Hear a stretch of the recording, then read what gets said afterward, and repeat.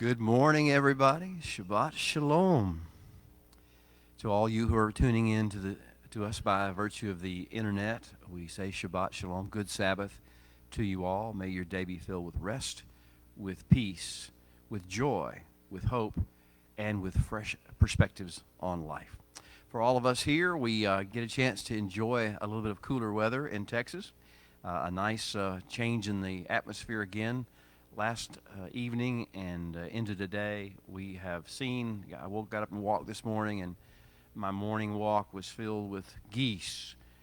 Thousands of geese headed south, and it's like it's time to move. It's time to make a transition. It's creation's talking to us, and creation's telling us it's time to renew, to refresh. Well, that was our theme last week. If you remember how we discussed Parsha Bereshit, as we kicked off the new Torah season, the new year, we began to say things like, it is time for the renewing of the mind.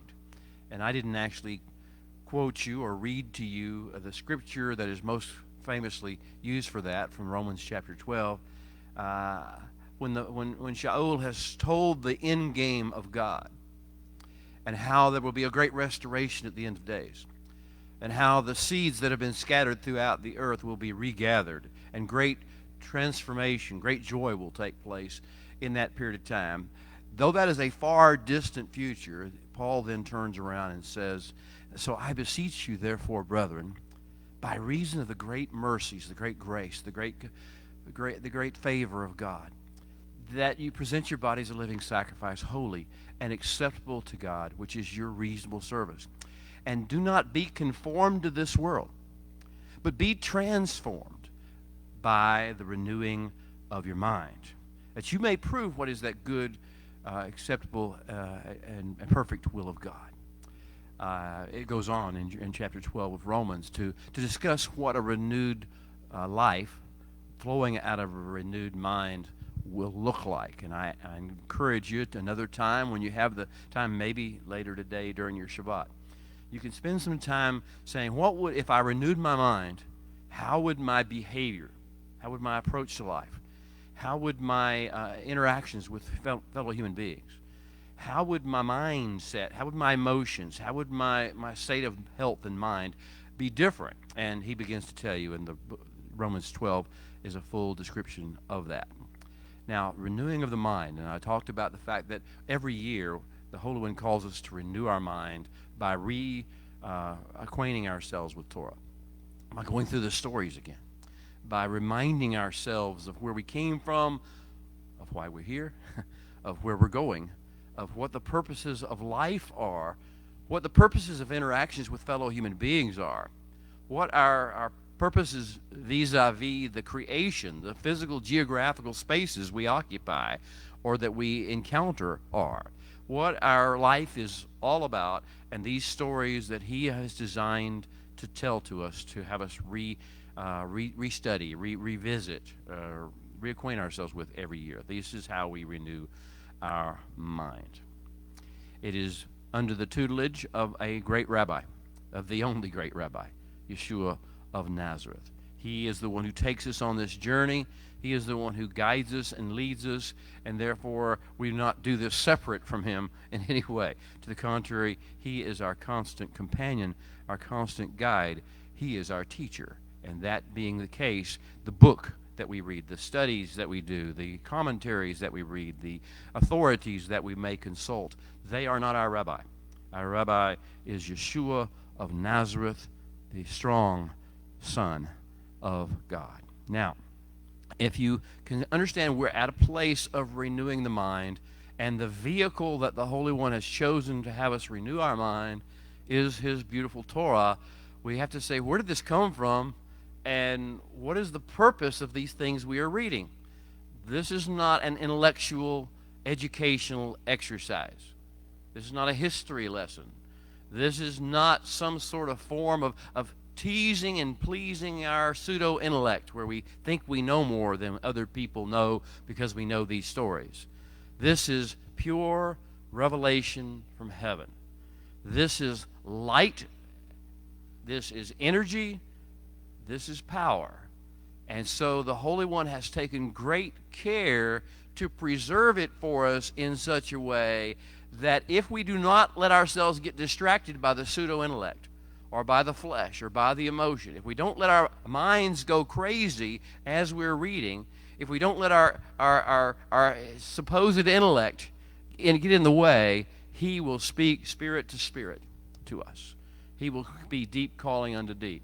So I think sometimes about, okay, I would probably, if it had been me, and it was not, and I'm glad it's not, and you're glad it's not me that was actually in charge of the world.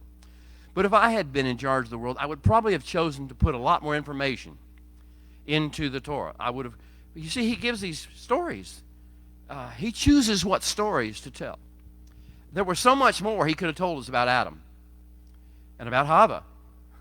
There was so much more he could have told us about Cain and about Hevel and about Lamech. And he could have told us so many more stories. And I see constantly men looking for more stories. They go to texts outside the Torah. They go to all sorts of sources. They go to the internet. They go to Google, trying to find something more than the Holy One put into the book, put into the story, because they're looking for something to tease their pseudo-intellect. This is why people make denominations. This is why people get into all kinds of arguments about what happened to this and who said that and why they said this. Because they're not treating the Torah as revelation. They're not treating it as something that a rabbi teaches his disciples, like Yeshua would teach his disciples, like he is teaching his disciples. They treat it as some sort of an educational experience or some sort of a spiritual journey that we take in our own minds. And this is not the way to approach Torah. Torah instead is, like I say, it's light, it's energy, it's power. It's the heavenlies releasing the energy of heaven into the earth, and it releases it into the men's souls. So he has chosen to give us certain stories today that we will focus upon. Genesis chapter 6, verse 9. Genesis chapter 6, verse 9, through Genesis chapter 11, verse, 29? 32. 6:9 through 11:32. And inside this little package of writings, ancient writings, that we believe he gave to Moshe on Mount Sinai. Moshe didn't live through this. He didn't experience it. It was not his story. It was a story that was revealed to him in his 40 days and 40 nights in the heavenly throne room. And the Holy One chose what stories to tell him and what stories to have him record. And these stories were designed for a specific purpose. Each one of the stories that we will read in this parsha, each one of the discussions that he wanted to have, these are things that he wants the people of the earth always to have in their mind, always have available and accessible to them, because in them he will speak to them spirit to spirit. He will awaken the life force, the purposes of life in them. So why did he choose these stories? Let's just talk about what the stories are first. The stories that we will discuss, the narratives that we will discuss. The first one is the pre-flood narrative. He's going to tell us what the world was like before the flood, the great flood, the great inundation. I'm not even here to talk about whether it happened as it was said. I'm just here to tell you this is a story, and in the story, I believe it did, but that's really irrelevant what I believe. It's irrelevant what you believe. The issue is, what is the story trying to tell us? And the story's trying to tell us a few things. It's talking about what was the state of mankind, what had happened to human beings. It's going to subliminally talk to you about what happened to animals as well, because what happens to human beings affects the plant and animal life of Earth. If you don't understand that, then why do you talk to your plants? You talk to your plants because what you speak, your attitude, your behavior, your demeanor impacts the environment in which you live, and it impacts every living thing that you deal with, including plants, including the animals. And so there's a subliminal suggestion that something was wrong with the plant world, and something was wrong, weird, crazy with the animal world, as well as with men, because what men touch, they mess up, as the case may be. Or they heal, as the case may be. That is the message of the Torah. And so we have the pre-flood narrative, and we're going to meet some people some characters. We're gonna meet a guy named Noah.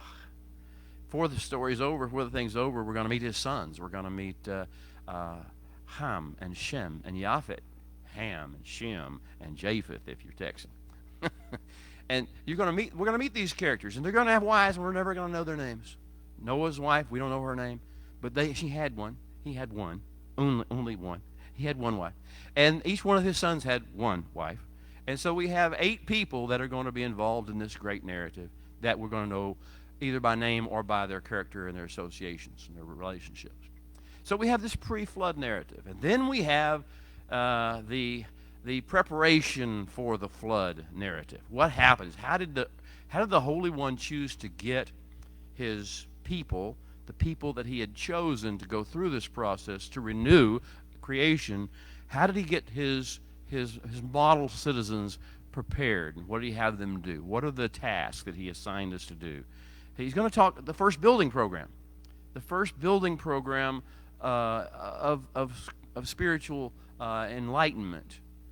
And it's very important because we're going to see a couple of building programs in this particular parsha.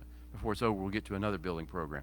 And it's a lot of lessons, life lessons, in the differences between the two kinds of building programs that happen in these parshas. Now, so after the pre-flood preparations, the pre-flood narrative, the pre-flood preparations, then we'll begin to actually discuss the events of the flood. At least that's what the parsha does. I'll spend very little time talking to you about the events of the flood. Basically, you're going to have 40 days and 40 nights worth of rain. You're going to have the flood, the waters of the earth covering the highest mountain by 15 meters, basically 22 and a half feet, I guess, higher than the highest of the mountains, 22 and a half feet. And we're going to have this complete inundation that goes throughout the entire world. But just as you think, how can the world survive this? How can anything survive this? You will, out there, is that something bobbing on the waters, on the great waves? Is that something, is that a boat? Is it a vessel? What is that thing out there bobbing up and down on the waters? And what's inside of it? It's huge. What's inside of that thing? And what's the purpose of it? And how can it possibly navigate this amount of stormwater? How can it? Who's in charge here? And we'll have a little bit of talk about that, perhaps. You'll see it in your parsha. Then we'll see the post-flood, the aftermath of the flood. And it'll begin whenever the waters begin to recede. And then after the waters recede, the ark will come to rest in a certain location. And certainly after a period of time, Noah will send out a raven.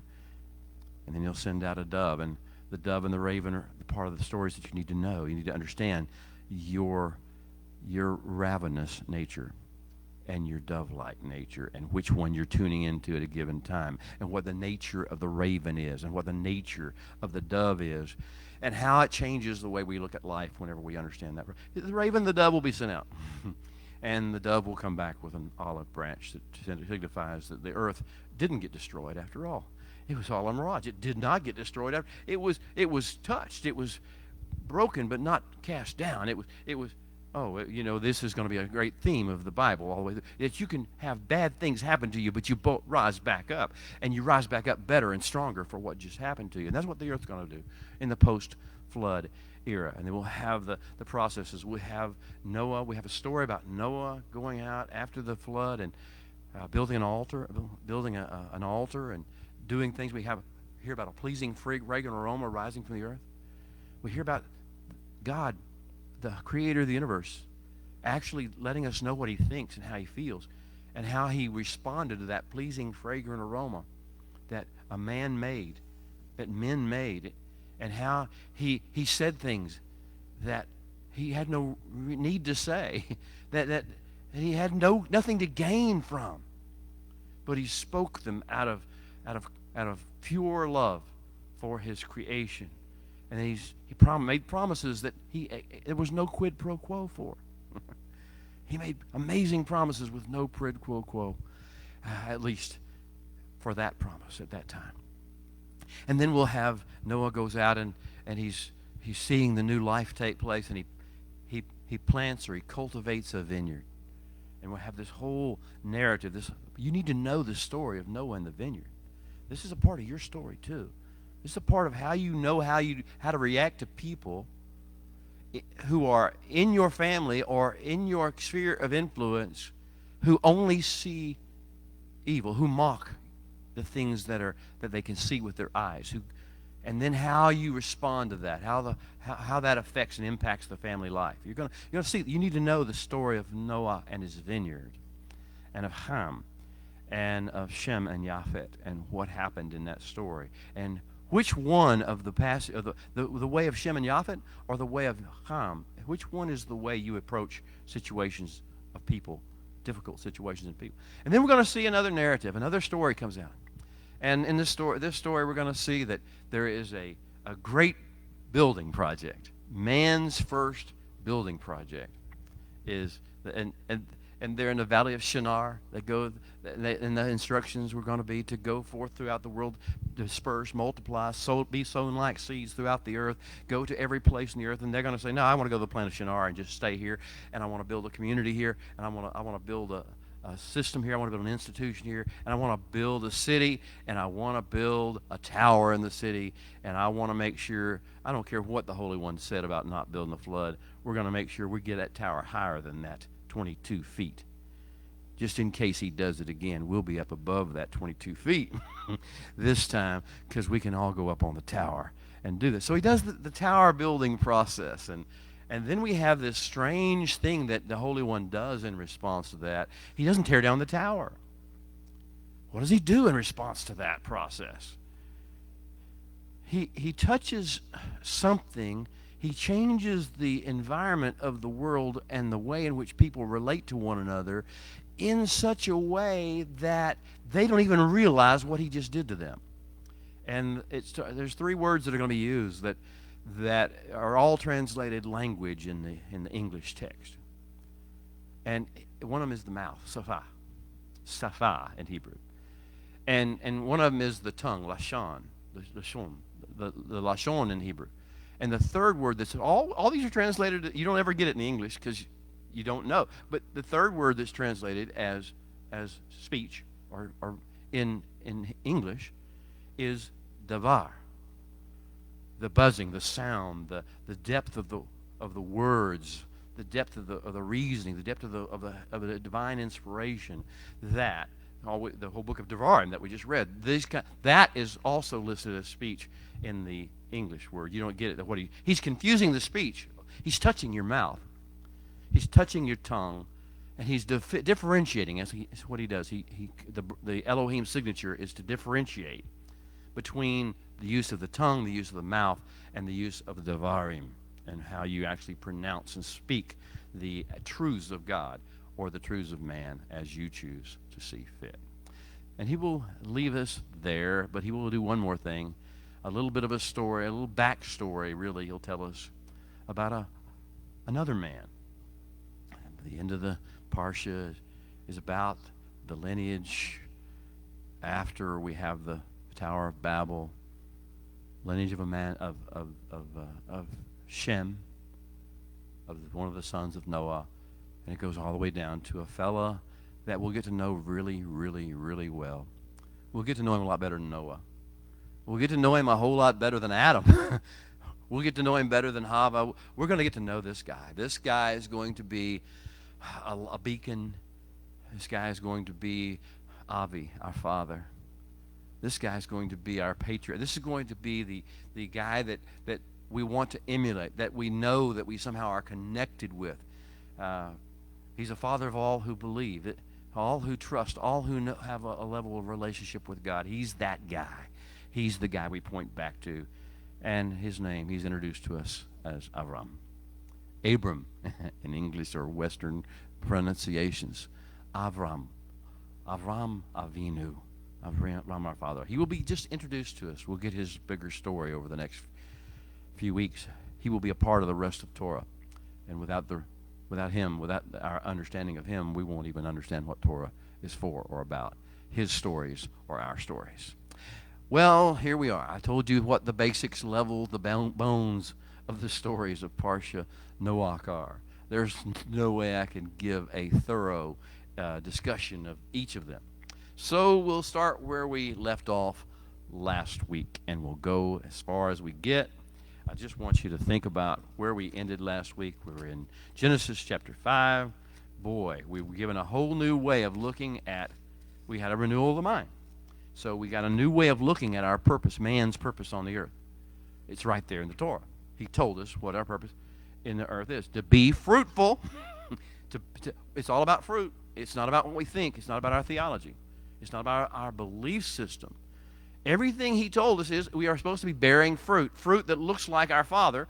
Our Father is from heaven, is in heaven. He is our Father. He is our Creator. We are supposed to be bearing fruit of the Elohim signature, signing, telling the world what it looks like when God creates. That's our purpose on earth. That is our sole purpose on earth. And the rest of the things that we do come out of that big purpose. That's the deep root. That's the tap root. There are many other little levels of root structures that go off of that. But we're going to talk about the deep root. The deep root is that we are to be fruitful, and then we are to do something called, we read in English as multiply. We think of that as numbers because we think of multiplication being an arithmetic kind of an approach. That's not the way it is in Hebrew at all. In Hebrew, it's not about your numbers. In Hebrew, it's about your level of influence, your expansion, your increase. Again, it's a level of fruitfulness that goes beyond the actual produce to the full level of which it's like the shade that you produce. How much shade does a tree produce? Well, it produces fruit, but it also shades another area, a bigger area than it produces fruit for. So we have the expansion, the issue of we're not to stay in one space. We are not to limit ourselves. We are part of a great ecosystem, and we are nurturing an ecosystem. This earth that we have is an ecosystem, and we are put in a specific strategic place to nurture that area, but we are also to send forth the sweetness of the nurture into as many places as we can touch in our shade. And so we are to be fruitful and multiply, and we are to fill the earth. We are to make sure that there is no place that we don't have to congregate. We're not to assemble and think that is our purpose. That is not our purpose. Our purpose is to go forth, not to come in. Our purpose is to be dispersed and be like seeds, because the sower has to sow seeds. We must go to the furthest, the uttermost places. I'm talking about we must look and see where is it he wants us to go. What does he want us to do? What places does he want us to impact for positive purposes? And then we go there. So that was what we learned last week about our purpose. We are to take dominion. And that word dominion is a very interesting word. It really implies that you're not just being an authority over it. You're being a blessing to it. And you're causing it to be fruitful. You're causing it to reproduce your fruitfulness, your expansion, and your filling. That's what you're causing to do. That's what this word that we translate as taking dominion over it is. We're not big bosses here. We're servants. And that's the other thing we learned, that our purpose on earth is to be servants. We're here to serve. Like Yeshua was here, he was the servant of all. So are we. We are the servants of this creation. We are the servants of our King. We are the servants of our fellow man. We are the servants of our environment wherever we are. We have a accountability to be a servant.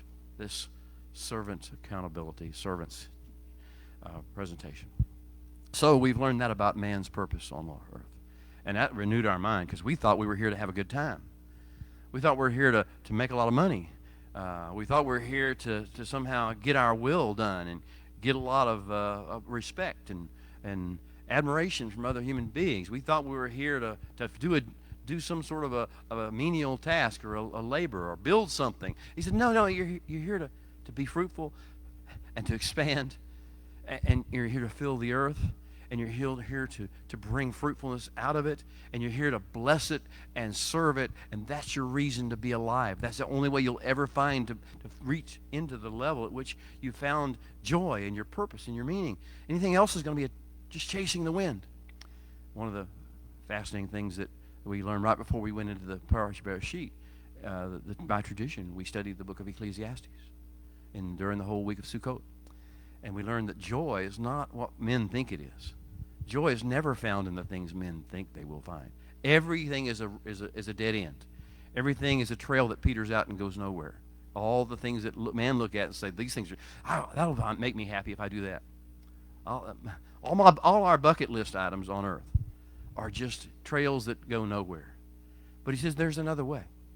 And the issue of the secret to joy is two things the preacher said, Ecclesiastes, Kohelet said. He said to fear God and keep his commandments, for this is the whole of man's purpose upon the earth. To fear God and to keep his commandments. This is where your life is. This is where your joy is. This is where your fruitfulness is. This is where your hope is. There's no other source. There's nothing else that you get. Fear God. Keep his commandments. So we learned that from last week. We also learned how men are to relate to their wives and wives to their husband. We learned how the genders and the two that are referenced, male and female, are to relate to one another in a healthy way. Bone of bone and flesh of flesh. We're not in competition. We're not trying to fight for dominion. See who's got the power, who's got the smarts, who's intelligent, who's not. We're not fighting for control or manipulation rights. We're here to be bone of bone, to co-labor. We need to get in tune. We have to get in sync, because if we, to the extent we're not in sync, we're sending the wrong vibrations in the world. So we learned about bone upon bone, bone to bone, flesh to flesh. We're going to see this, how this man and woman concept comes alive to us in Ezekiel 37 in the valley of dry bones. And this whole issue of bone coming unto bone, and then the flesh, and then the spirit, and the breath, and then the life. And this is the whole idea, the imagery that he's showing us of man and woman in the garden, and bone into bone is the way we're supposed to be relating to the rest of the world and to the people of the earth. All right, we are there. So the other thing is that a man shall leave his father and his mother. There's a leaving that needs to take place.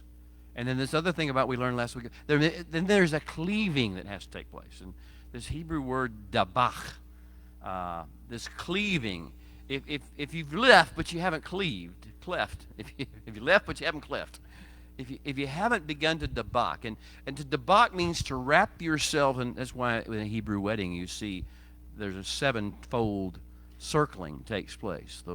The wife wraps herself around the man's life 7 times, just in physical, figurative ways. The 7 circles of life, and this process, the completion of wrapping myself up with your life. My life is now your life. I don't have a separate life. I don't have separate goals. I don't have separate ideas. I don't have separate the mindset. And this is offensive to modern human beings. But it's essential to hope and to life and to peace in this world. This binding together. It's a twofold binding. They shall become one flesh. They shall become one flesh. It's not all on one side. It's both sides. They shall become one flesh. Whatever it takes to stop being separate and thinking different ways. Whatever it takes to bind themselves together. That's what man's purpose unto woman and woman's purpose unto man was. And then there's man's purpose regarding the environment, the ecosystem of life. And we are to tend it, we are to abide it, to serve it, and we are to keep it. We are to treasure it and cherish it. We are to truly value so much, value the world around us and the trees and the ground and the dirt and the animals so much. We value them so much that we carefully guard them to make sure they continue as a species. They continue as a species. They continue as a species. Whatever it takes to make sure that these species are protected and provided for, and the world goes on the way the Holy One designed it. We don't mix them. We don't admix them. We don't mix things that He made separately. This is part of the process of honoring the Holy One's creation and the things that He's given us to deal with. We are never to avenge. We are never to take justice into our own hands. We are never to do it in our head, to think it. We're never to do it with our speech, to say it. We're never to do it with our fists or with our weapons. This is not our job. That is His job. That is His task. That is His task. And the whole conversations he had last week with Cain, and how no man is to take vengeance. That is my job. No man. Now, don't think it. Don't think what vengeance should be. Don't say what, for heaven's sake, don't say what it would be.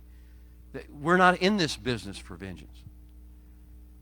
We're not in it for revenge. We're not in it for justice in the way the world thinks of it.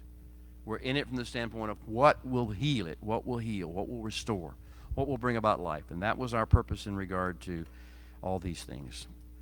Now, Noah's born, but the world's gone kind of crazy. So from last verse of last week, we read this.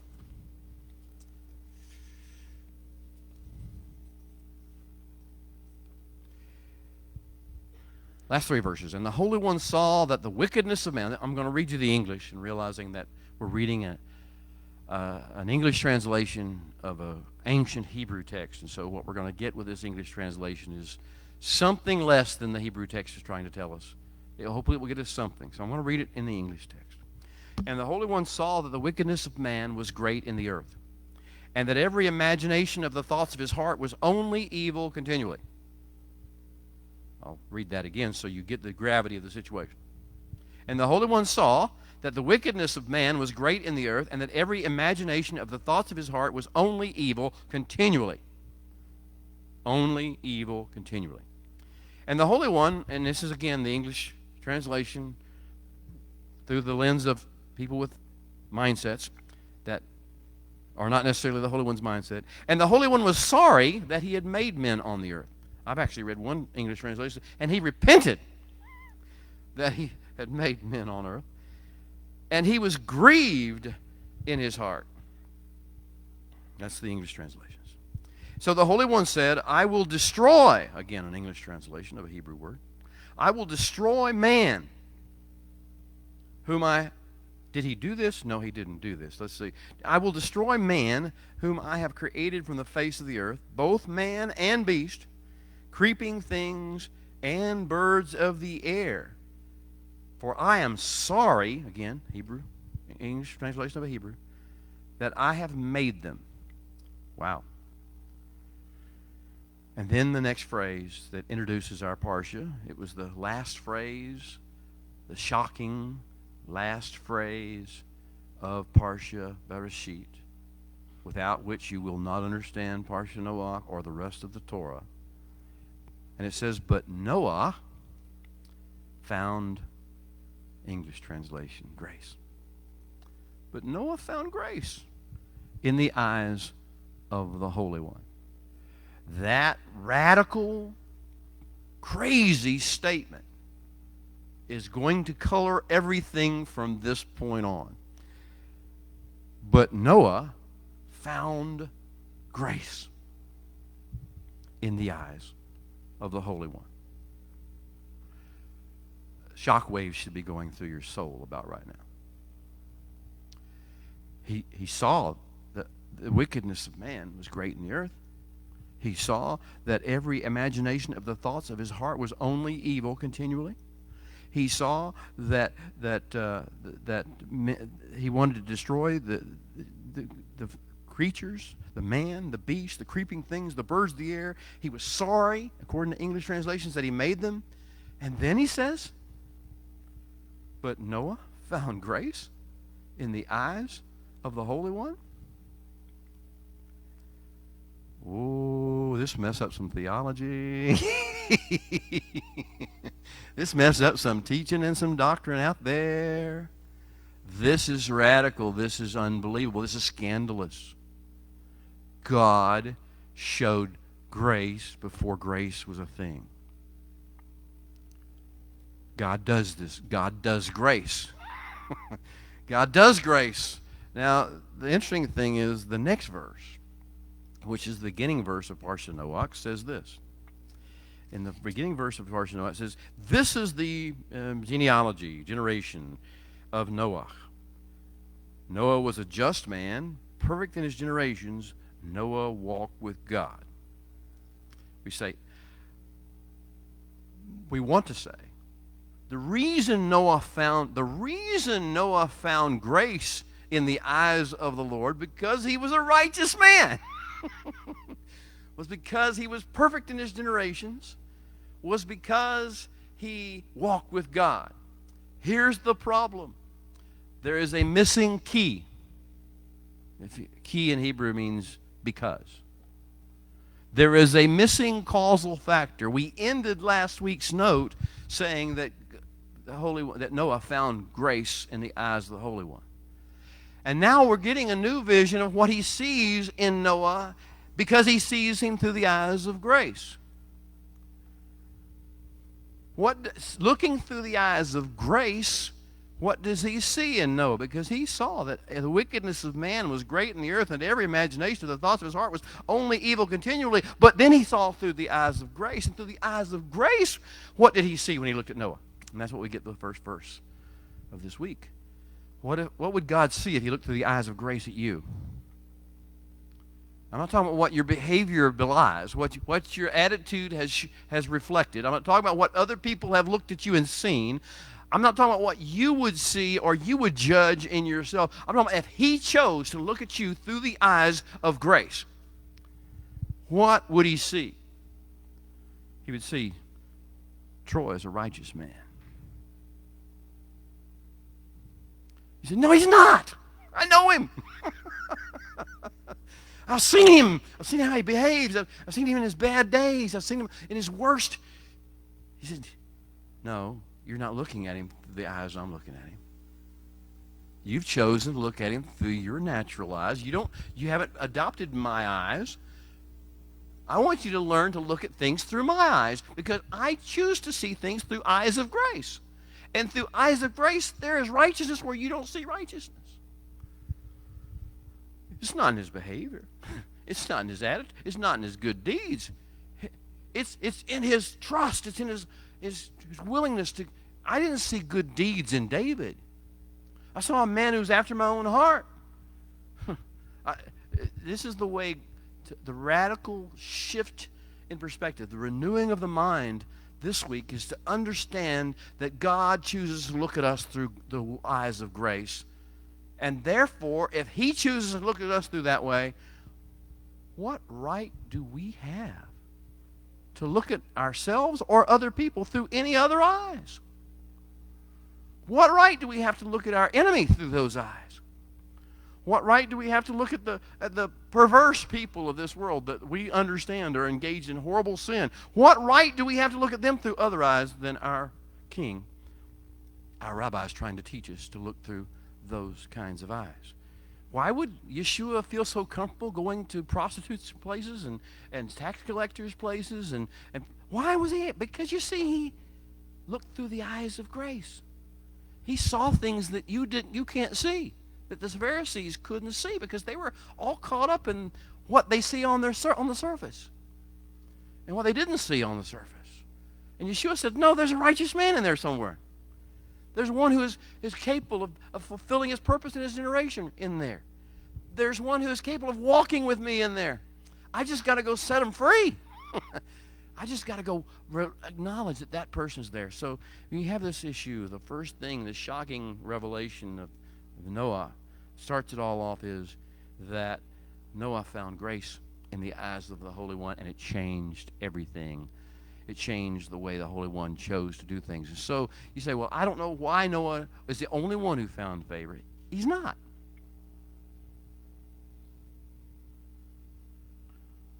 I told you Noah had a wife. We don't even know her name. Did she make it too? Was she on the ark? Of course she was. Noah had 3 sons. We're not told they did anything. We don't know anything about them. We're going to learn that they got some issues with behavior. At least Ham has some major issues with attitude and behavior and approach. But he found grace too, because the grace ties to the bloodline. Isn't this an amazing thing? How grace ties to a bloodline. Your bloodline.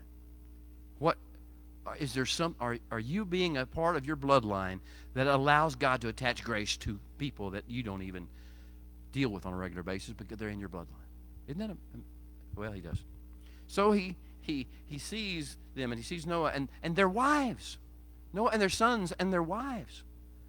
We don't even know who they are. We don't know what lineage they came from. There's 2 basic lineages now. There's the lineage of Cain, and there's the lineage of Seth, Cain, Texan. there's these two lineages. There's only two lineages on the face of the earth that we know about. Only two lineages. The story doesn't tell us all the details. It's like, where did Cain's wife come from? Where did all these questions? If you needed to know, he would have told you. Don't go looking on Google trying to figure out. If he needed to know, it would be right there in the text. It would be, you don't need to know that. That's a pseudo-intellectual trap that the dark forces of the earth have set for you, to try to go looking for all these answers to questions you don't need to know. But he said, my mind's curious. And that's the problem. He's trying to teach you not to do that, not to go down those rabbit trails, not to be fixated on things you don't need to know. Okay, so he does this. He shows grace to the entire bloodline. And we're going to see that the bloodline of Cain got his grace up front. Cain got his grace up front. He had 7 generations that no one could touch him. But after that, the 7 generations were over. That's when we have his entire lineage. And we see things happen during his lineage. So we have these two lineages. And now we see that over the course of time, people will do one of two things. They will either manifest, pursue, live through the Elohim signature, or they will live through the signature of Cain, the way of life of Cain. All of us in this room have these two choices available to us at all times. We can choose to look at life like Cain did. We can get jealous. We can think it's just not fair. It's just not right that somebody else somehow gets a little more favor or more understanding from either men or God than we do. That somebody makes more money than we do. That somebody has more goods or possessions than we've got. It isn't fair. That's the Cain mindset. That's the process of saying, and I don't have to put up with this, and I will be angry. I have the right to be angry. I have the right to be offended. I have the right to be outraged. This is the Cain mindset. This is the Cain signature. And the Holy One says, I have the right to look through grace, through eyes of grace. And so Cain is the imagery, and most of us have this tendency in our flesh. Our flesh tendency is to follow the way of Cain. It's in the book of Jude, if you want to look at it. The way of Cain. And he kind of talks about what the way of Cain is. I'll let you look that out. It's only one chapter, so it's, I think it's verses 11, 12 of that, I think it is, of the book of Jude. It talks about the way of Cain. If you look, you see what the way of Cain looks like and what it does to you. And it talks about how principalities and even angels, they are calm, and they say, if the Lord wills. They hold their, if the Lord wills. But not these guys. Not the flesh in the way of Cain. In the way of Cain, it's like, we don't need anybody to tell us what we can think. We can think what we want to think. We can be offended. We can be angry. We can be sarcastic. We can be rude. We can be obnoxious because we have a right to be that way. We have a right to be angry. We have a right to be mad. We have a right to be upset. We have a right to be self-righteous. That's the way of Cain, and I hope you can see that. But there's another way, and the way of the shades, and it's epitomized by a guy named Hanok. You know him as Enoch. I'm not talking about the book that's been written in many later generations and ascribed to him. I'm talking about him, the one who the Torah talks about, in Hanok. And he comes from the lineage of Shet, and he's in the lineage of Noah. And Hanok is sort of the epitome of what it's like to live by the way of Shet. And it says that Hanok walked with God.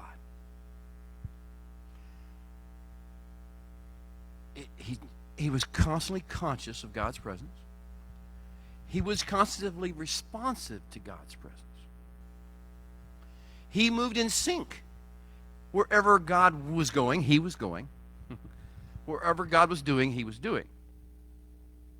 This is the way of Shet versus the way of Cain. I got a right to be angry. I got a right to be to judge that. I got a right to see that through the eyes of the flesh. I got a right to, and that's the way of Cain. The way of Shet, as manifested in Hanok, is, no, I'm going to be with God. I want to stay with God. He is the essence of my life. He's the source of all my life. Boy. And so he was with God. He walked with God. And he was not because God took him. We know that story. And that's another part of the story. We say, wow, what are you trying to tell us here? There's something more. I don't have time to talk to you about it. And don't look it up on Google. Please. Quit your Google fixation. We look at it through the eyes of the Spirit and through the wisdom of God. This is not something we look at to see what men have said what about Enoch. What's on YouTube? I mean, that's not the issue.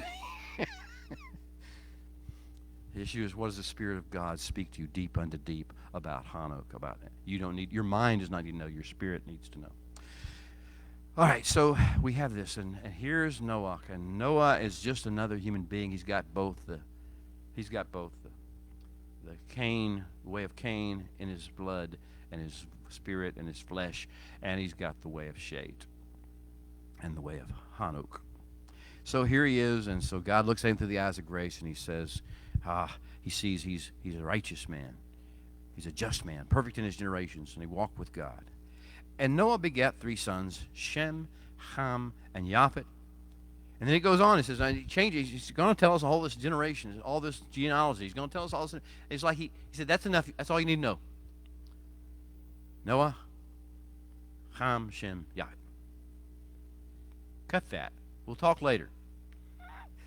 Now the other issue is, I want you to know what the earth is like. It says, and the earth was corrupt before God, and the earth was filled with violence.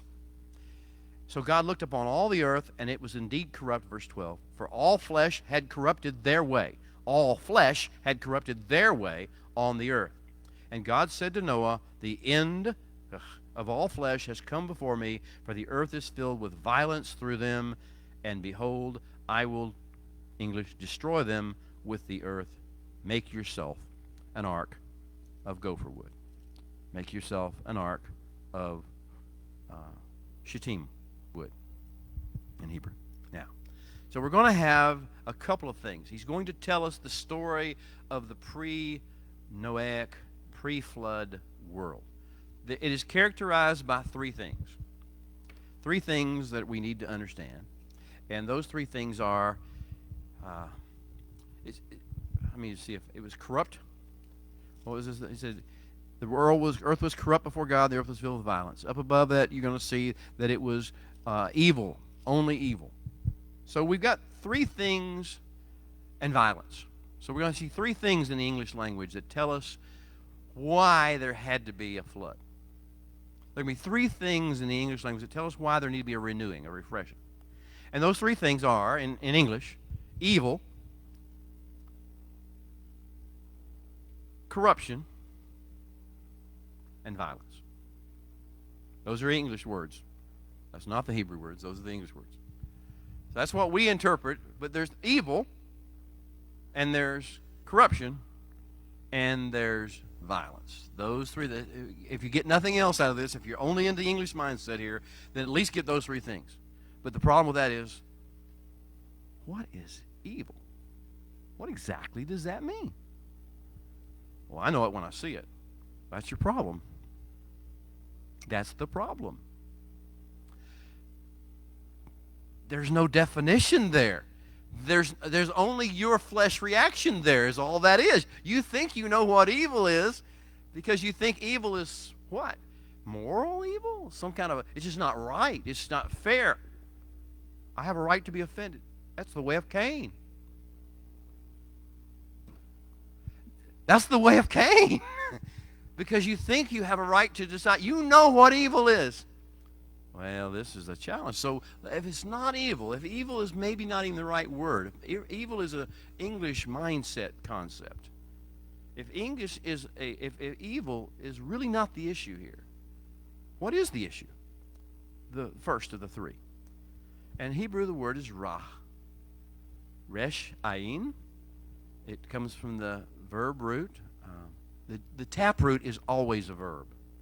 You may have a shallow root, which is a partial derivation, which is what's called the nominal root, but the tap root is always a verb. It's the way language works, the way the Hebrew language in particular works. So the tap root is the word ra'ah. Resh ayin he.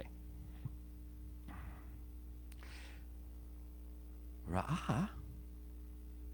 Wow. What is ra'ah?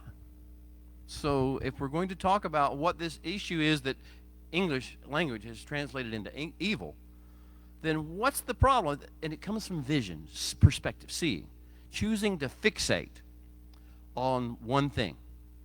You know, if I'm here, I try to look at the camera.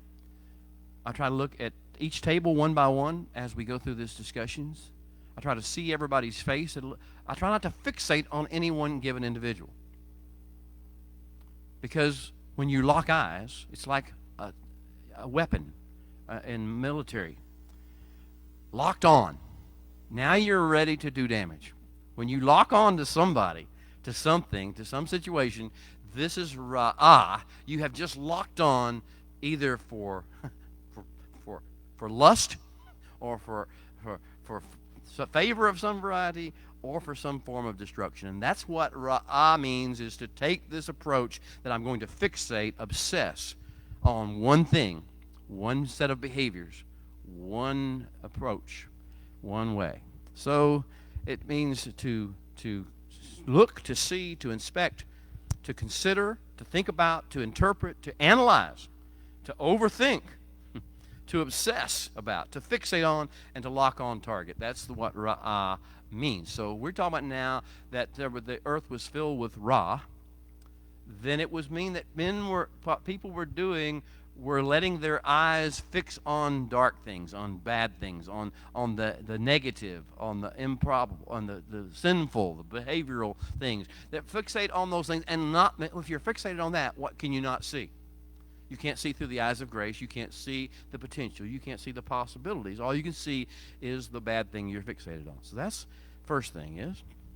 Now, in Proverbs 21:10, we begin to get some definitions. Torah, the best way to get a definition is not to go to Strong's, not even to go to Gesenius, although the lexicon is a much better way than Strong's. Strong's is just not even helpful in definitionally. But if you go to Gesenius, you get something. But if you go to the Scripture itself, let Scripture define what words are. So the first, one of those definitional ones is Proverbs 21:10. And that's it. It says, the soul of the wicked desires Ra. The soul of the wicked desires, lusts after, craves, is drawn to Ra, to making these judgments, to fixating on negative things. That's the soul of the wicked one. And his neighbor, next part of the verse, and therefore his neighbor finds no favor, no grace in his eyes. I mean, this is definitional. You want to know, not moral evil, everybody uses these words evil like it was something meaningful. This is what is really the problem with the earth in the days before the flood, and I believe so now as well. That the heart, the soul of the wicked desires, craves to make judgments about people and about situations, negative, critical judgments about them. And because they're so fixated on that, they will not give their neighbor any grace. The soul of the wicked desires Ra, his neighbor finds no favor in his eyes. Another one, Psalm 34:21. Ra will slay the wicked. It will lead to your downfall. It'll kill you. It'll eat you alive. It'll lead you into all sorts of destruction. Ra will slay the wicked, and those who hate the righteous will be condemned. Oh, so Ra is hating the righteous. Ra is hating to see the righteous in other people, hating to see anything good about anybody else. Choosing not to see that. I don't want to look at that. I don't want to hear that. I don't want to look at that. I don't want to think that there's some good in this person. You could probably name some people in your life. You don't want to hear anything good about them. You don't want to think anything good about them. You don't want to think there's a possibility of anything good coming out of Nancy or whoever. Or Donald Trump if you're on the other side. You don't want to think that there could possibly be anything good in these people. That is the evidence of Ra in your life. Proverbs 3:7. Do not be wise in your own eyes. Fear the Holy One and depart from Ra. Fear the Holy One. That's what the opposite of Ra is. Fearing the Holy One. And being wise in your eyes is exactly what Ra is.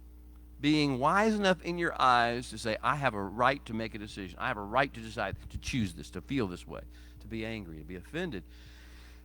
Proverbs 8:13. The fear of the Holy One, this is twice it's been mentioned now. The fear of the Holy One is to reject Ra. The fear of the Holy One means you will reject Ra.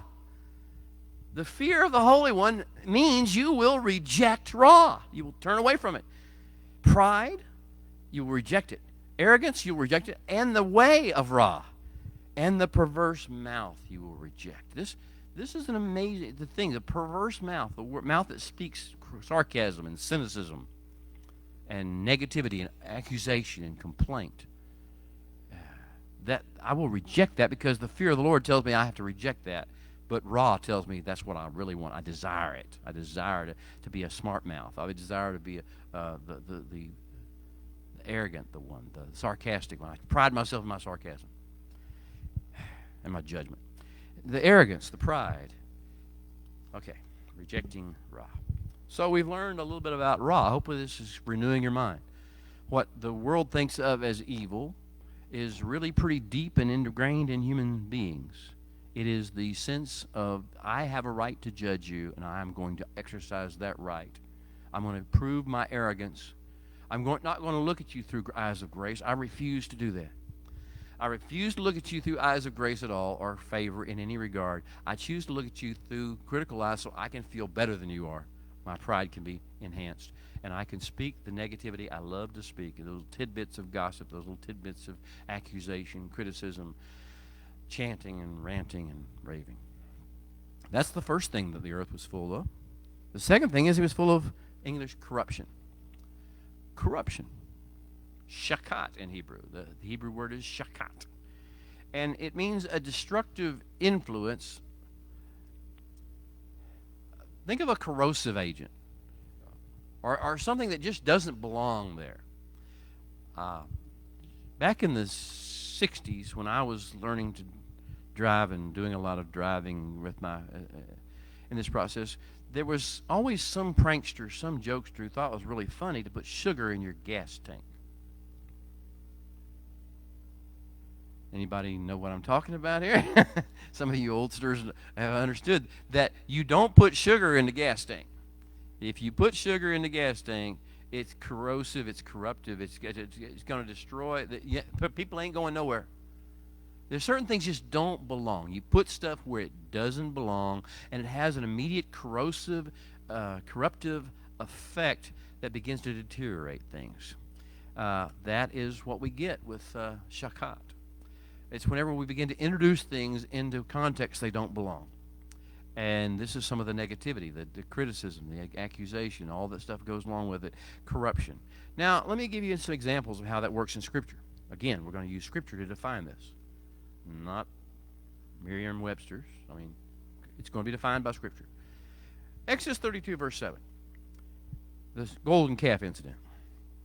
The Holy One said to Moshe, he had this long conversation, 40 days, 40 nights, gave him the whole Torah. Go get down for your people who brought out of the land of Egypt. The people who you brought out of the land of Egypt have corrupted themselves, have shakat themselves. They have introduced something into their life that doesn't need to be there, that's only going to be destructive for them. They have introduced what? Well, they got all self-willed. They wanted a God they could look at, physically look at and follow. They wanted Aaron to make a calf. Make it into a form that they could see and they could follow. They could not have to worry about really dealing with the supernatural being, fear of the really heaven again. They could just deal with something that they could physically see and manipulate, and actually they can make it into their own image. Whatever they want it to be image, they can make it like that. That's the form of shakating, to bring the sense of you can control God. You can control what is really here by virtue of what you choose to look at, what you choose to see, what you choose to do. The world was full of shakat, of people who love to do that. Next, Deuteronomy 4:25. When you beget children, Moshe said, he's warning them, when you beget children and grandchildren and have grown old in the land, you will act corruptly. You will act shakat. And you will make a carved image. Doesn't even matter what the form of it is. You'll just start making images. You'll just start making patterns. You'll start, it'll be art. You'll consider it art. You'll consider it It's sculpture. You'll consider it creativity. It'll be what you want to build. You want to build stuff in forms and shapes, and that will take your mind off of me, because you'll be so amazed by the shape and the beauty of the shape that you will, these carved images will become your way of life.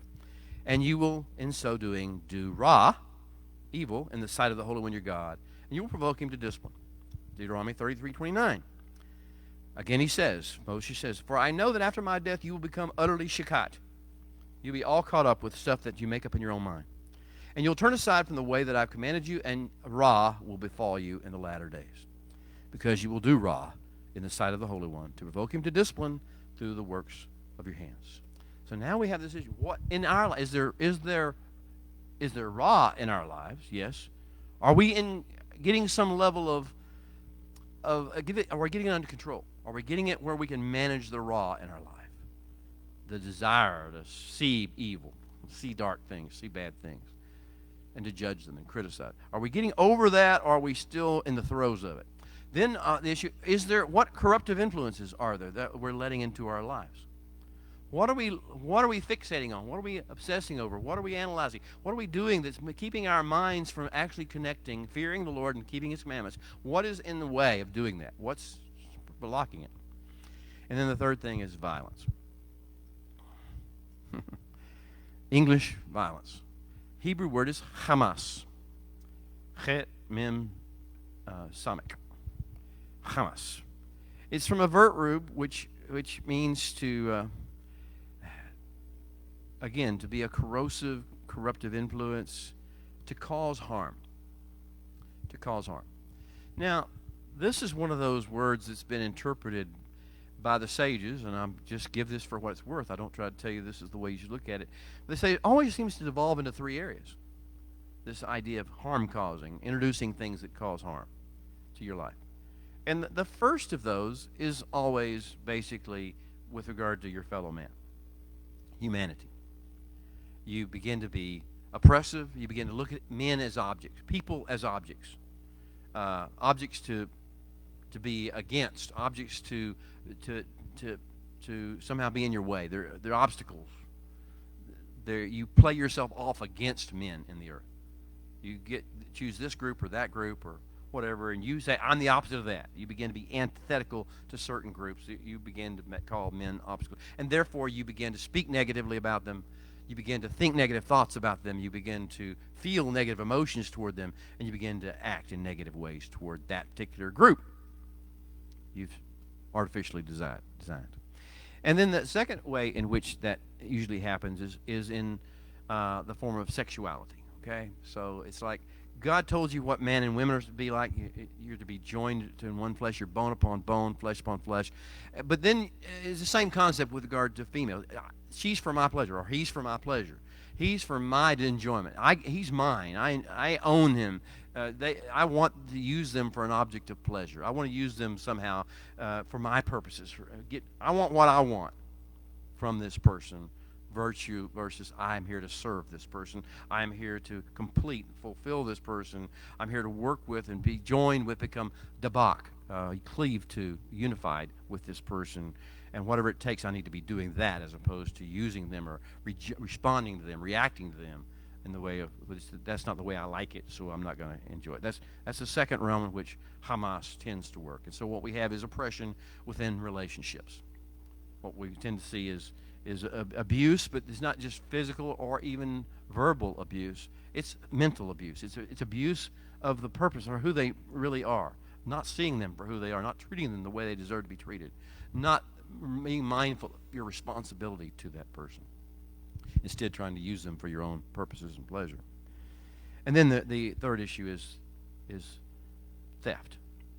The third way in which Hamas tends to work out in human experience is that you see things and you say, I ought to have that. I deserve that. But it's somebody else's. There's no such thing. It's mine. I see it. I want it. And therefore, I'll get it by deception. I'll get it by hard work. I'll get it by robbery. I'll get it by murder. But I'm entitled to it. There is no, and basically it comes down to say, when you lose the sense of valuing other people's property, personal property rights, that's your first sign your society is collapsing under the power of Hamas. Because you're going to get deeper, you're going to find that male-female relationships are all, well, sexual relationships in general, are all messed up. And they're totally perverse and they're totally selfish. And then you're going to find that their relationships with one another are toxic and dangerous, and they're just out for their own good. And then you're going to see that, but this, the first way you find out is when they lose the sense that of personal property rights. That's one of the, whenever John Lennon went down the deep end, and he begins to say things like, imagine no possessions. It was the first sign. It was the clear sign. No possessions? That means you don't respect anybody else's rights to have anything. That means you don't respect any other human being besides what you want. Whatever you want, you take. When you're through with it, you throw it away. It's just no possessions. And imagine. Well, that's the issue. So we have these three things. We have Ra, we have Shachat, and we have Hamas. And these three things are still playing out their way in men's existence. So we have the next issue, and we're going to be having to finish this part of our session that I have with our group here and begin to have a private conversation with our members in a few minutes. But I want to just cover these issues. The Holy One told Noah what to do.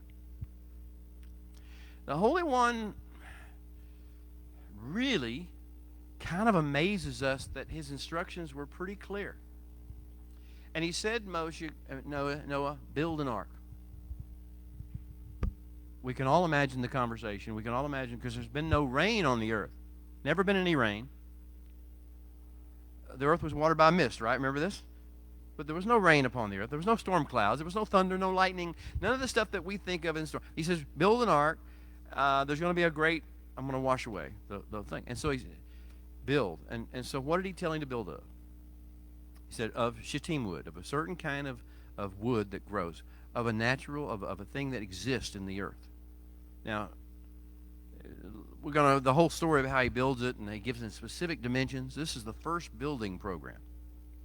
And in this first building program of mankind, the first instructions of what mankind is to build, ever in Torah, it's right here. He's going to tell us how to build, and he's going to be very, very specific. Dimensions we get it in English in cubits, 18 inches a piece, or something like that. The distance from the wrist or the fingertip to the elbow, as different people measure it. Whatever the distance is, he's going to give it very specific in the measurements and the dimensions and the shapes and all these processes and the materials.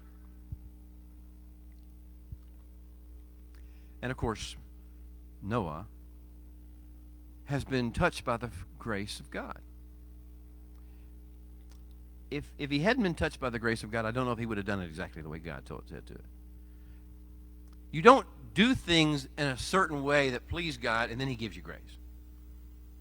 He gives you grace, and because he's given you grace, it changes the way you think about life and yourself and your purpose, and you begin to do things according to his plan. This is what Torah is all about. This is the message of Torah right here in an encapsulated process. We don't do Torah to get God to like us. Because he loves us the way he does, the way he's shown and demonstrated to us the value of his love for us, the potential he sees in us. It's our natural response that we want to do what he wants. Not because we want it to make him like us more, because it's just who we are now. We're people under grace. That's why you're not under the law. You've never been under the law. If you are, you're thinking too much. You're thinking too much. You're under grace, and you do law. Because that's what you do when you know you've been loved and given grace. You do what will serve the master's purpose because he's done you so well. And so we have, he does everything exactly according to the instructions. We're only going to see that one more time in Torah. Matter of fact, we're only going to see it one more time in the entire Bible. And that's going to be the next building project. The next building project, after the great forgiveness of the golden calf incident, after the brokenness is being healed, after grace is poured out in great manifestation, then the Holy One says, now let's build again. And he says, here's some specifications. Here's the dimensions I want. Here's the materials I want. All things that are there. I don't want you to make up new materials.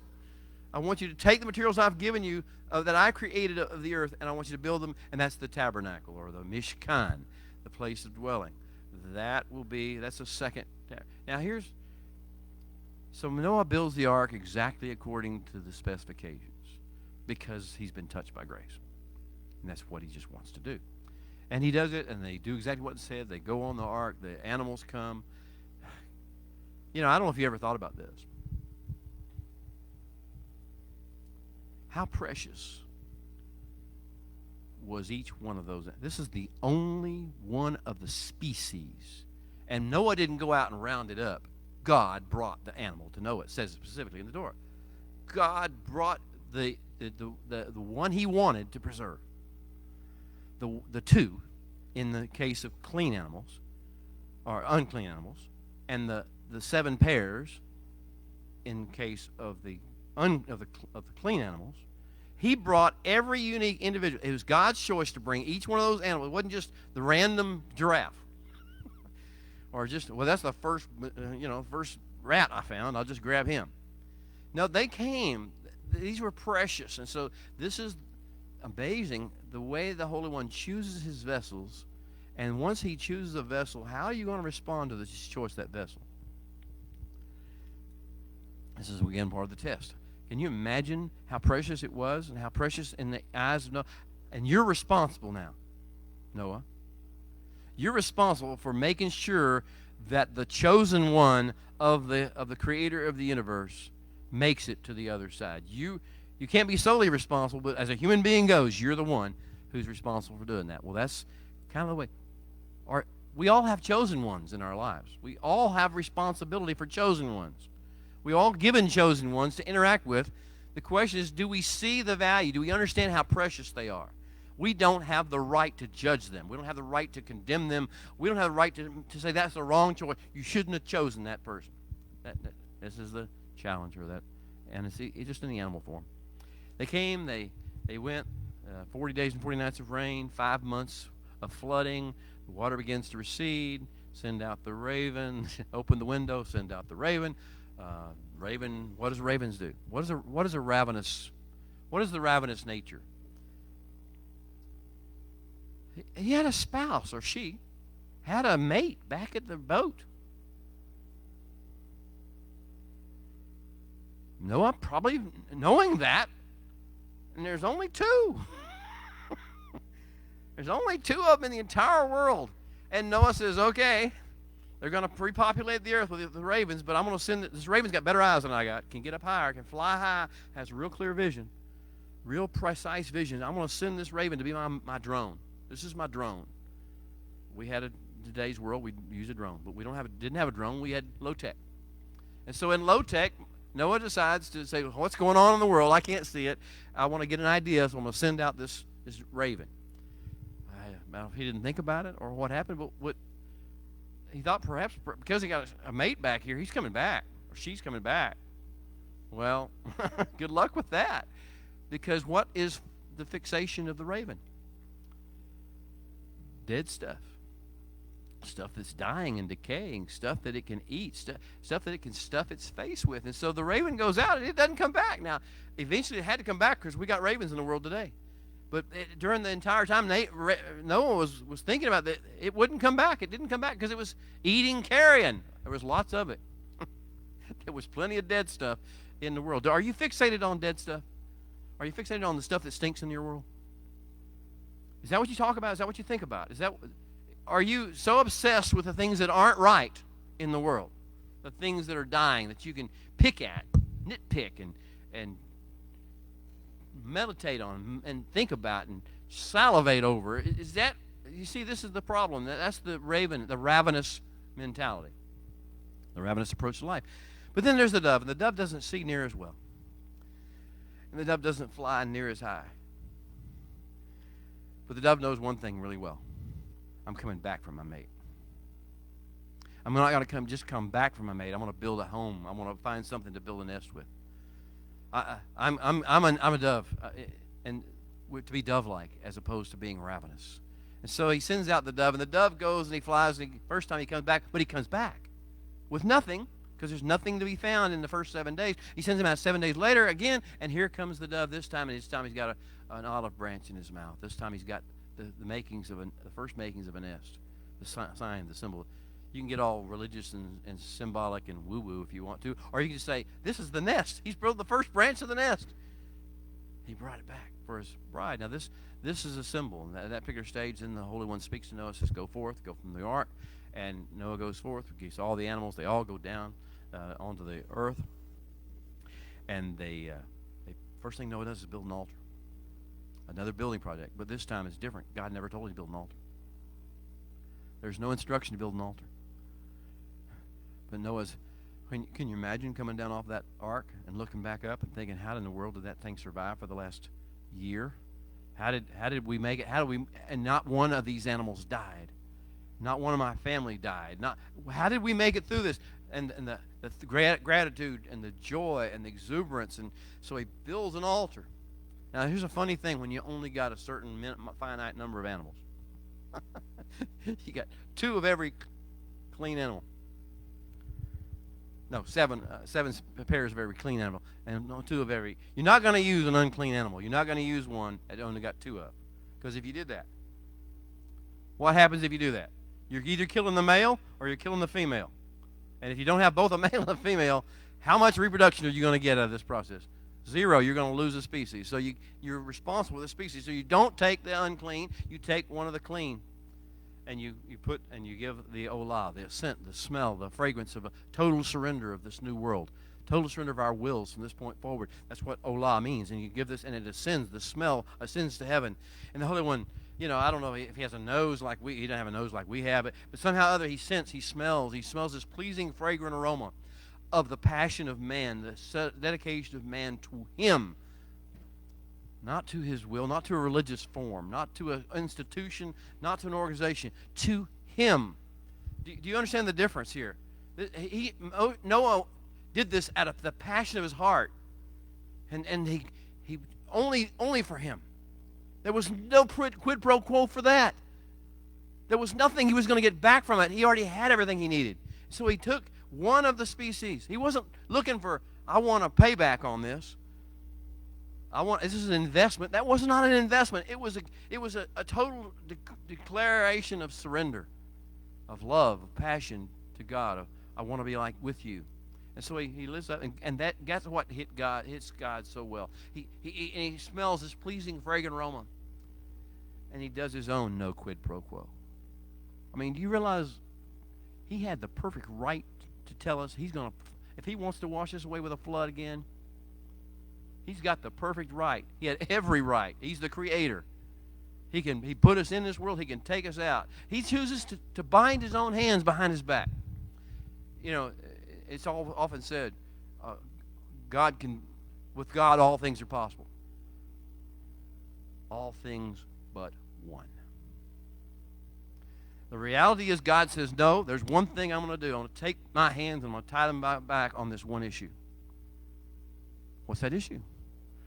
Never again. My heart, in the throes of the pleasing, fragrant aroma and the no quid pro quo from Noah, he gives a no quid pro quo from himself. He says, no matter what they do, no matter what men do, I will never again do it this way. I will always choose a different route. I will not repeat myself in this process. What grace, what favor. And not only that, I'm going to give them a sign to keep them aware and alert to the fact that every time they see it, they should remember this fact, that I have made peace with this world, and I'm not going to destroy it in this way. I am going to give you grace. The rainbow is a symbol of grace. It is a symbol that's saying mankind has found grace in God's eyes. The bow in the cloud. Heard so many teachings. When you've been around for as long as I have in the world, you begin to start weeding things out. It was on YouTube. It was on the internet. It was in some sermon somewhere. A lot of people said it. You just begin to weed it out. After a while, you say, that's not what I need to know. What I need to understand is, what is God really saying in this process? And so here he is. He's this bow in the clouds, claiming that I have found favor. God, you have found favor in my eyes. Humanity, you have found favor in my eyes. What a blessing that is. You have found grace. And so, Noah and his family respond. Then there's this introduction of this thing called covenant. And without this introduction, we won't understand what happened with Abraham. So he has to tell us that God said, I'm going to make a covenant with you, a brit. I'm going to make a commitment that we've been doing non-quid pro quo things. Your altar and that pleasing fragrant aroma, your total self-surrender, that was a non-quid pro quo. You didn't want anything back from that. I don't want anything back from binding my own hands and tying my own self behind my back and saying, I will restrict my operation and I won't destroy by water again. But now I want to start introducing things where I agree to do certain things and you agree to do certain things. And we begin to be co-laboring together and debauching together, growing together like husband and wife, becoming one flesh because we give up something. Each of us gives up something so we can become more and more together and operating what we're doing. And this whole issue of the covenant. He says, here's the deal. You got a part of the covenant. All men are combined in Noah. And as part of this covenant, you will not shed blood without an accounting. You won't shed animal blood without an accounting. You won't go hunting without an accounting. You won't kill a roach without an accounting. You won't kill a human being without an accounting. You will give an accounting of that. I'm not saying I'm going to judge you, but you understand that if you take blood, if you shed blood, you will have to account for that. Everyone will don't worry about your neighbor having to account for it. For his sake, you will have to account for that. Blood, the lifeblood is precious. So if we're going to have this quid pro quo relationship, you got to understand up front, taking life requires an accountability. You cannot just cavalierly start killing things or people. And killing, of course, to the Holy One means a whole lot more than we think it does. Yeshua taught this, right? It's not just taking their physical life or their spiritual. It's speaking negative things about them. It's thinking critical judgments against them. This is shedding blood because you see in the Hebrew phraseology, he's eternal. He sees from one end of the spectrum to the other. If you say bad things about him, you'll want to do bad things to him. If you think bad things about him, you'll want to say bad things about him. There's a continuum here. He says no matter where you are on the great continuum, you are going to have an accounting to me. And you say, that's a bad thing. I don't want to be accountable to God. Yes, you do. If you don't want to destroy your family, you do. If you don't want to destroy everything you touch in your business world or in your finances, if you don't want to make a mess out of everything you touch, you do want to have an accounting to him. All he's saying in this process is you will be accountable to me. We will have conversations. We will have interact. I will discipline you. I will bring about something in your life that you'll allow the law of sowing and reaping to have its effect. And he's going to go on more into the sowing and reaping concept, and that's what he's going to establish. Sowing and reaping is going to be established. We had an earth that was cursed before. The earth is no longer cursed. The dirt is no longer cursed. But sowing and reaping is in effect. Do you understand the difference? Before the flood, we had a cursed earth. The toil of our brow, the sweat of our brow, but now the earth is not cursed. The earth is very, very fruitful. But we are responsible for what we plant. We're responsible for what we put out there, and there will be an accounting, and the accounting will come, first of all, through producing whatever it is you put out there, through seeing the fruit come back to you of what it is you planted. You plant negativity, don't be surprised. Don't be shocked and offended that some bad things are happening. You spread criticism toward other people. Don't be shocked if you get criticized. You spread anger and outrage and judgment. Don't be shocked when people judge you, because you see you're just reaping what you sowed. You sowed hurt and wounding into people's lives. Don't sit there shocked that somebody hurt or offended or wounded you. You just are reaping what you sowed. This is the new world order. The law of sowing and reaping in effect. So he sets this in motion, and then we have the issue of the tower. I'm skipping the garden. The vineyard. We have a quick rendition is, are you Ham or are you Shem and Japhet? Are you wanting to expose and mock and laugh and say negative things about people's sins when you see them, when you discover them? Are you wanting to judge them? Or are you willing to let God handle that process and you're the one who covers them up? Well, this is a bad word in English, a bad word in America. Cover up. It's a good word in Hebrew. Okay. I'll get letters, I know. I'd rather get letters from you than get letters from God. So are you making sure letting God take care of situations, or are you having to you want to expose them and get them judged and make fun of them? And well, then we have a man named Nimrod, a new character, Nimrod, and we don't know much about Nimrod, and I don't want you to go looking at Google and YouTube trying to find out about it. You waste your time, you waste your energy, guys, and you'll just be distracted and caught up in a bunch of different roads. But Torah tells you all you need to know. And it says in English, he's a mighty hunter. What did we learn about taking life? What did we learn about shedding blood? There's an accountability for that. But so Nimrod begins to, and he builds his own kingdom. He builds beginning at Babel. He does all these different things. He begins to build, and he begins to set up a whole worldview, a world system, a way of looking at the world that infiltrates the world and empowers the world. He's basically a hunter. And, of course, the legends are that he wasn't just a hunter. He was the first person who made it his profession, his life, to actually to feel like he was in control and command, and therefore to feel like he had a right to kill, take, hunt, control anything. Anyway, we see that process take place, and then we have men get to the plain of Shinar. The instructions were to go throughout the entire world, disperse, fill the earth. This guy, the old way it used to be said to me was, Yeshua said, "Go, therefore, into all nations." And we went and we built a church.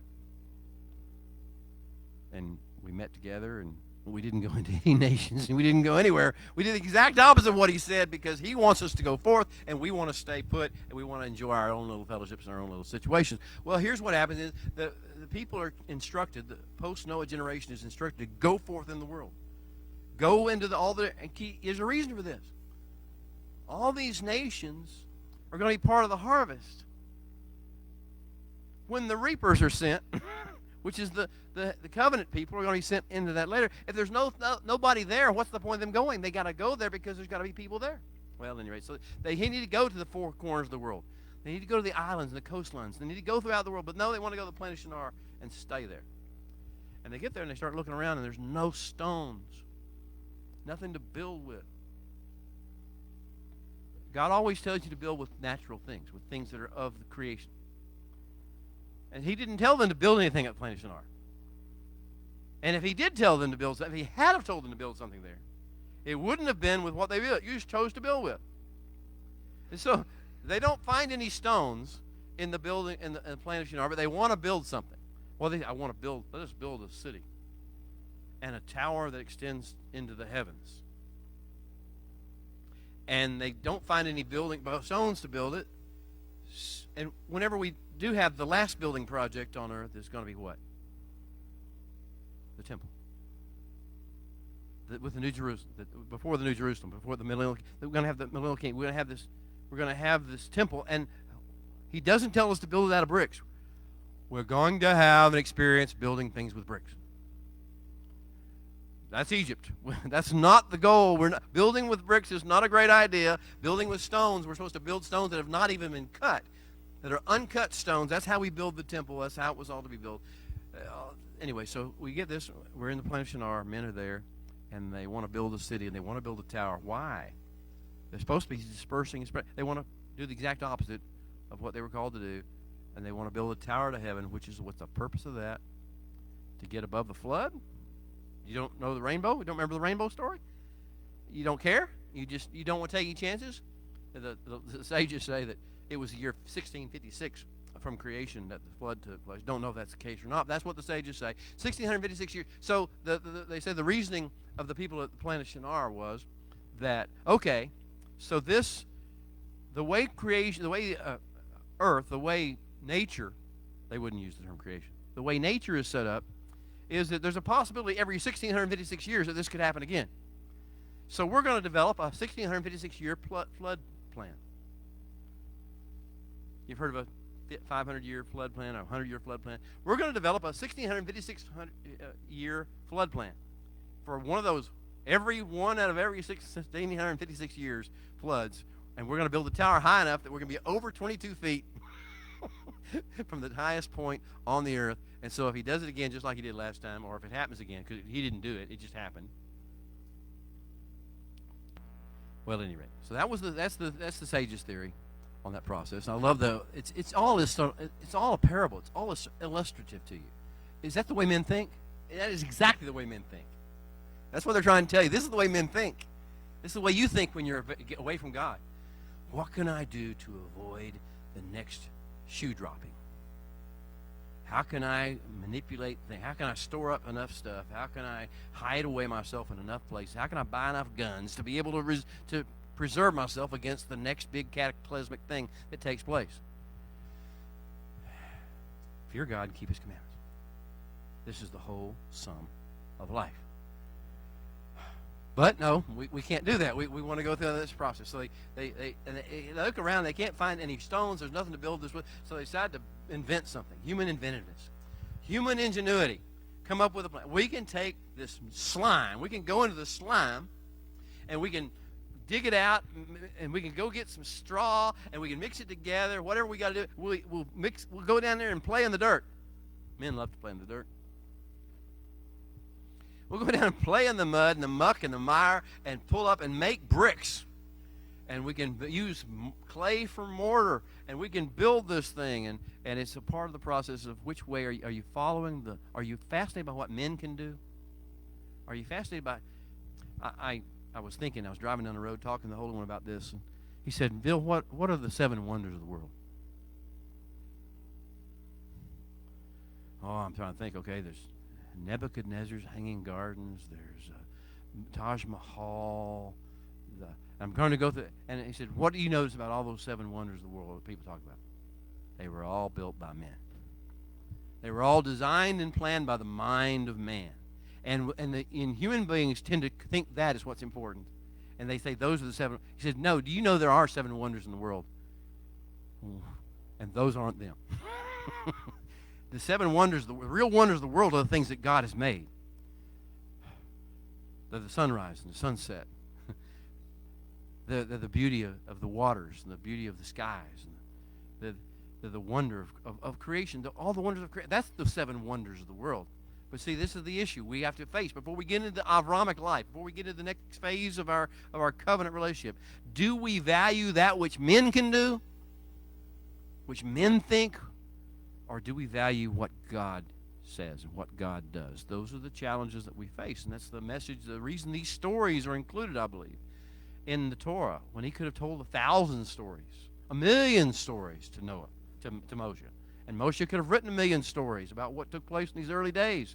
He wrote the stories that are necessary to get us to think in terms of what really is important in life. So fear God, keep His commandments, stay focused on what God's doing, not what men are doing. You know, it's really interesting. Yeshua said this, I only do, John 5:19, I only do what I see my Father doing. I don't do it because it's a movement.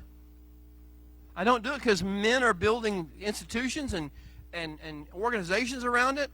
I don't do it because they're promoting it on social media. I don't do things because it's a trend. I don't do things because men are good at it and it looks brilliant and exciting. I do it because God's doing it. If He's not doing it, I ain't doing it. I'm not into it. I'm not going to go looking for something to do because it's what other men are doing in my age, in my day. And I'm impressed by their handiwork. I'm impressed by their knowledge and their intelligence.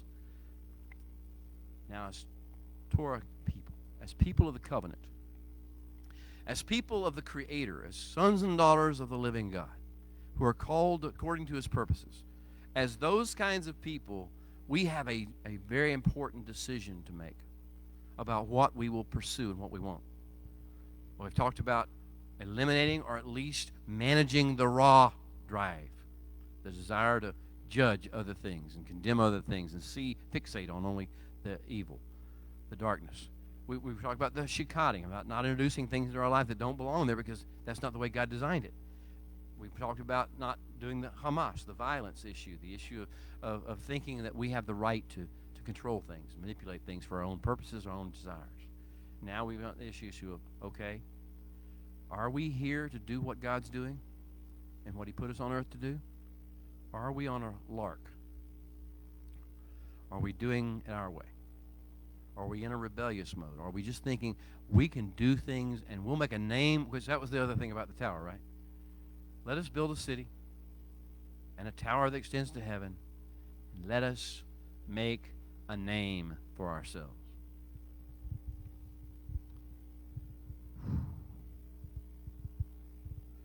Are you here to make a name for yourself? I mean, this is why I think Yeshua said things like, don't let any man call you rabbi or teacher, or he would have, I'm sure, said prophet or evangelist or apostle, or don't let any man call you that. Because you see, that's making a name for yourself. People wonder why I don't like to be called any of those things. What are you? I'm the guy. I'm just there. I'm Bill. That's who I am. I'm Bill. Not because I'm accountable. I can't make a name for myself.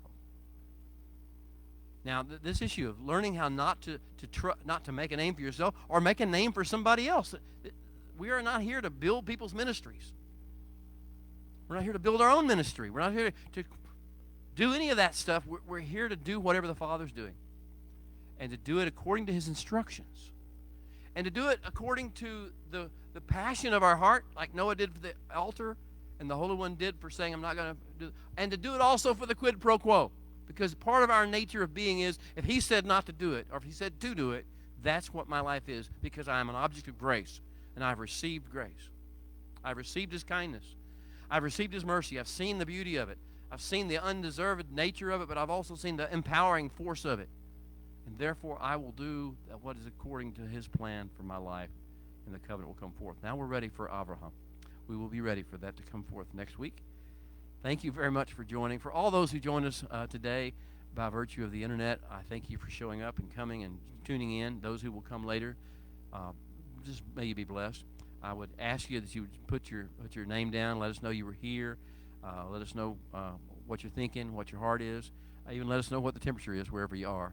I know some of you in the southern hemisphere, and so you're getting warmer. We're getting cooler over here. But just let something, just drop a note.